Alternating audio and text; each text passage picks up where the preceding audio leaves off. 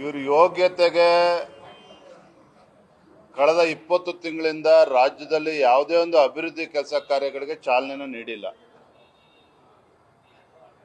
ಇವ್ರ ಯೋಗ್ಯತೆಗೆ ಯಾವುದೇ ಶಾಸಕರ ವಿಧಾನಸಭಾ ಕ್ಷೇತ್ರಗಳಿಗೆ ಅಭಿವೃದ್ಧಿಗೆ ಹಣವನ್ನು ಕೊಡೋದಕ್ಕೆ ಸಾಧ್ಯ ಆಗಿಲ್ಲ. ಪರಿಶಿಷ್ಟ ಜಾತಿ ಪರಿಶಿಷ್ಟ ಪಂಗಡಗಳಿಗೆ ಗೌರ್ಮೆಂಟ್ ಕಾಂಟ್ರಾಕ್ಟ್ಸ್ಗಳಲ್ಲಿ ರಿಸರ್ವೇಷನ್ ಅನ್ನ ಕೊಟ್ಟಿದ್ದಾರೆ. ಆದ್ರೆ ಎಲ್ಲಿ ಕೆಲಸ ನಡೀತಾ ಇದೆ? ಯಾವುದೇ ವಿಧಾನಸಭಾ ಕ್ಷೇತ್ರದಲ್ಲಿ ಯಾವುದೋ ಟೆಂಡರು ಕರೆದಿಲ್ಲ, ಗುದ್ಲಿ ಪೂಜೆಗಳು ಆಗಿಲ್ಲ, ಅಭಿವೃದ್ಧಿ ಕೆಲಸಗಳು ಆಗೋದಕ್ಕೆ ಪ್ರಶ್ನೆ ಉದ್ಭವನೆ ಆಗೋದಿಲ್ಲ. ಇದ್ರ ಮಧ್ಯೆ ಅಲ್ಪಸಂಖ್ಯಾತರಿಗೆ 4% ಮೀಸಲಿಡ್ತೇವೆ ಅಂತಕ್ಕಂಥ ಏನು ನಿರ್ಧಾರವನ್ನು ಕ್ಯಾಬಿನೆಟ್ ಅಲ್ಲಿ ತೆಗೆದುಕೊಳ್ಳಕ್ಕೆ ಹೊರಟಿದ್ದಾರೆ. ಅಲ್ಪಸಂಖ್ಯಾತರು ಅಂತ ಹೇಳಿದ್ರೆ ಮುಸ್ಲಿಮರು ಮಾತ್ರನಾಗದ್ರೆ ಬೇರೆ ಯಾರು ಇಲ್ವಾ? ಅಲ್ಪಸಂಖ್ಯಾತರು ಅಂತ ಹೇಳಿದ್ರೆ ಈ ಕಾಂಗ್ರೆಸ್ ಸರ್ಕಾರದ ಅಲ್ಪಸಂಖ್ಯಾತ ತುಷ್ಟೀಕರಣದ ನೀತಿಗಳು ಇವತ್ತು ರಾಜ್ಯದಲ್ಲಿ ಬೆಂಕಿ ಹತ್ತಕ್ಕಂಥ ಕೆಲಸ ಮಾಡೋದಕ್ಕೆ ಹೊರಟಿದ್ದಾರೆ. ಇವರು ಮುಸ್ಲಿಮರನ್ನ ಅಲ್ಪಸಂಖ್ಯಾತನ ಓಲೈಸ್ಕೊಳ್ತಕ್ಕಂಥ ನಿಟ್ಟಿನಲ್ಲಿ ಹೊರಟಿರ್ತಕ್ಕಂಥ ಕಾಂಗ್ರೆಸ್ ಸರ್ಕಾರ ಬೇರೆ ಇತರ ಎಲ್ರಿಗೂ ಕೂಡ ಅನ್ಯಾಯ ಮಾಡಕ್ ಹೊರಟಿದ್ದಾರೆ.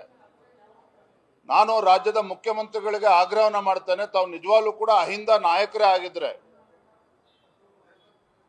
ನಿಜವಾಗ್ಲೂ ಕೂಡ ತಾವು ಅಹಿಂದ ನಾಯಕರೇ ಆಗಿದ್ದಿದ್ರೆ ಇಷ್ಟೊತ್ತಿಗಾಗಲೇ ಅನೇಕ ಹಿಂದುಳಿದ ಸಮಾಜಗಳೇನಿದ್ದಾವೆ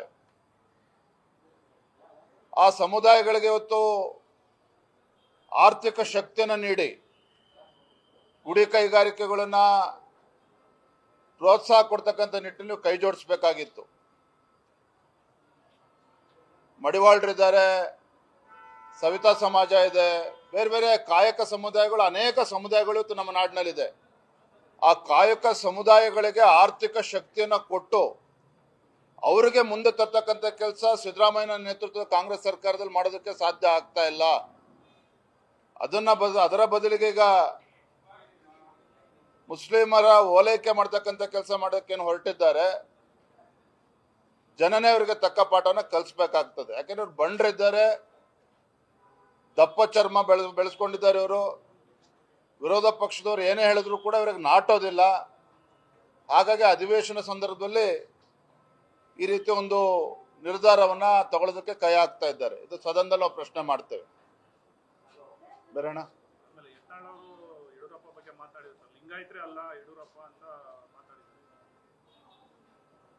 ಕರ್ನಾಟಕ ರಾಜ್ಯದಲ್ಲಿ ಯಾರ್ಯಾರು ಜಾತಿ ಹೆಸರು ಹೇಳ್ಕೊಂಡು ರಾಜಕಾರಣ ಮಾಡೋದಕ್ಕೆ ಹೊರಟಿದ್ದಾರೆ ಅಥವಾ ಮಾಡ್ತಾ ಇದ್ದಾರೆ ಅವ್ರು ಕೇವಲ ಶಾಸಕರಾಗಿ ಮಾಜಿ ಸಚಿವರಾಗಿ ಉಳ್ಕೊಂಡಿದ್ದಾರೆ.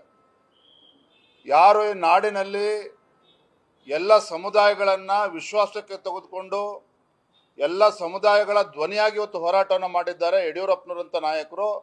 ಮಾಜಿ ಮುಖ್ಯಮಂತ್ರಿಗಳಾಗಿದ್ದಾರೆ, 4 ಬಾರಿ ಮುಖ್ಯಮಂತ್ರಿಗಳಾಗಿದ್ದಾರೆ.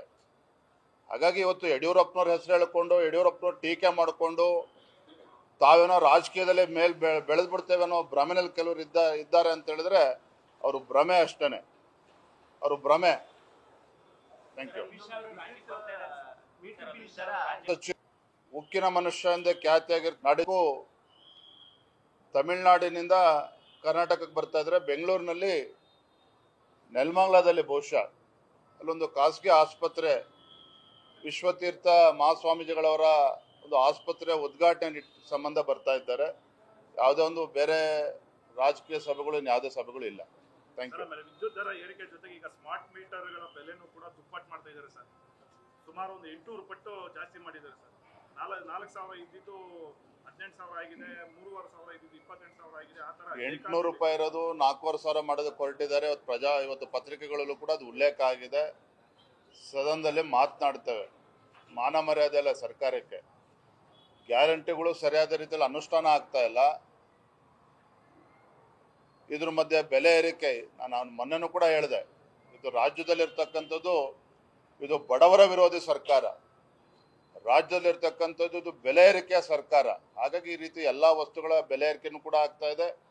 ಹಾಲಿನ ದರ ಜಾಸ್ತಿ ಆಯಿತು, ಸ್ಟಾಂಪ್ ಡ್ಯೂಟಿ ದರ ಜಾಸ್ತಿ ಆಯಿತು.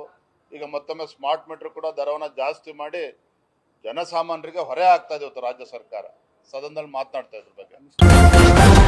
ನ್ಯೂಸ್ ಫಸ್ಟ್ ನಿರ್ಭೀತಿಯಿಂದ ನಿಮ್ಮ ಪರವಾಗಿ.